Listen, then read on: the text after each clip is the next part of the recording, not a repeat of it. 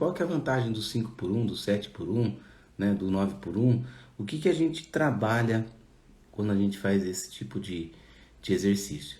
E aí eu pesquisei, né, O que eu sabia sobre isso? Que é uma forma indireta da gente fazer um trabalho anaeróbico, porque a gente está trabalhando com menos oxigênio.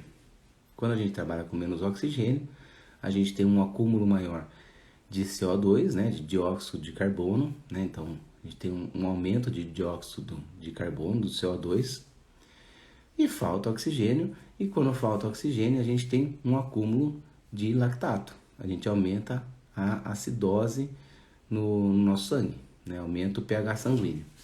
E o que isso quer dizer? Quer dizer que sem oxigenação a musculatura ela fica mais cansada.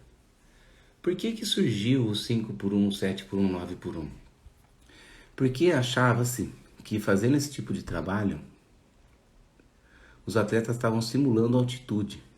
Inventaram o trabalho de hipóxia, a gente chama de trabalho de hipóxia, né? Alguns técnicos chamam de hypox, né? Hypox, por que hypox? Porque é uma alta hipóxia. Então, para que os atletas faziam isso aí? Para simular altitude. Só que foi comprovado que não funciona. Não funciona como um trabalho para simular altitude. O que acontece nesse tipo de trabalho de 5 por 1, 7 por 1, 9 por 1? O atleta ele começa a acumular mais lactato, ele começa a acumular mais ácido, né? O pH fica mais alto, ele começa a ficar mais cansado, mais lento, mais fadigado e começa a andar mais lento. Então, qual que é a vantagem disso no treino? Se for pensar na fisiologia, nenhuma. Não está fazendo um trabalho anaeróbico, não está fazendo um trabalho em intensidade, não está fazendo nenhum tipo de efeito fisiológico benéfico para o nado. Olha que interessante isso, né? Então, 5, 7, 9 por 1, ele não tem um efeito fisiológico benéfico. Mas qual que é o benefício desse exercício, né? É o que eles chamam de eu até anotei o nome aqui, ó, hipercapnia, chama hipercapnia. O que é hipercapnia? É o atleta, quando ele faz esse tipo de trabalho de 5, 7 por 1, esse trabalho de hipóxia, ele aumenta o nível de dióxido de carbono, né, do CO2, e esse aumento de CO2 é o que faz o atleta querer respirar, fazer uma inspiração mais profunda, né, respirar mais. Isso é bom, por quê? Porque ele consegue captar uma quantidade maior de oxigênio. E ele captando essa quantidade maior de oxigênio, está aumentando a capacidade aeróbica dele. Então, qual que é a vantagem do trabalho de hipóxia? É esse estímulo de expiração para gerar uma maior oxigenação na circulação e na musculatura. Beleza? Então, é para isso que serve o trabalho de hipóxia. Para quem que é utilizado mais isso? Para os velocistas, né? Por quê? Porque assim eles vão acostumar a fazer mais braçadas com menos respirações, o que torna o nado mais rápido, porque a respiração, ela quebra o ritmo do nado muitas vezes, né? Hoje em dia, no 100 livre, por exemplo, vocês podem ver que os atletas, eles bloqueiam logo depois da largada, eles bloqueiam logo depois da virada, que é para dar velocidade no nado. Mas durante o nado, é praticamente 2 por 1 que eles nadam. Por quê? Porque dessa maneira, eles estão oxigenando bastante. Porque o 100 livre é um trabalho aeróbico. Ele não é um trabalho 100% anaeróbico.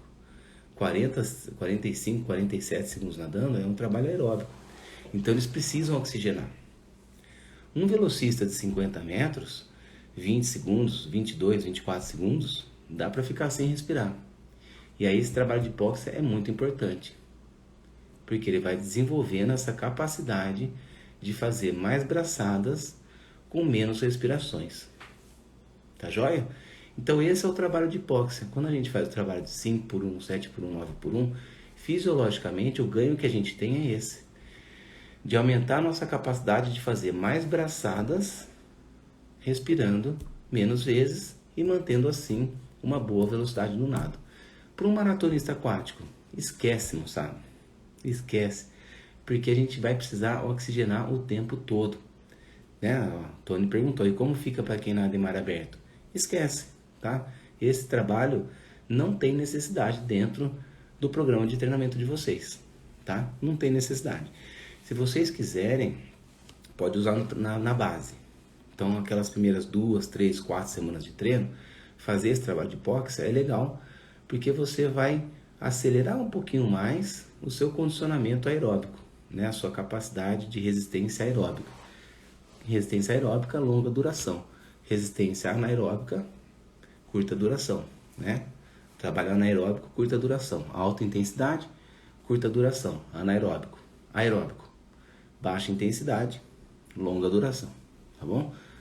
Então, para quem nada maratona aquática, é importante que faça isso ali no começo da periodização, nas 2, 3, 4 primeiras semanas, para dar uma acelerada nesse processo e depois conseguir sustentar esse condicionamento. Mas não precisa ficar fazendo toda hora durante a temporada. Agora, o que é legal, né, nesse trabalho de fazer o 5x1, 7x1? Porque eu mesmo coloco muito nas planilhas de treino dos meus atletas, eu gosto de fazer esse tipo de trabalho.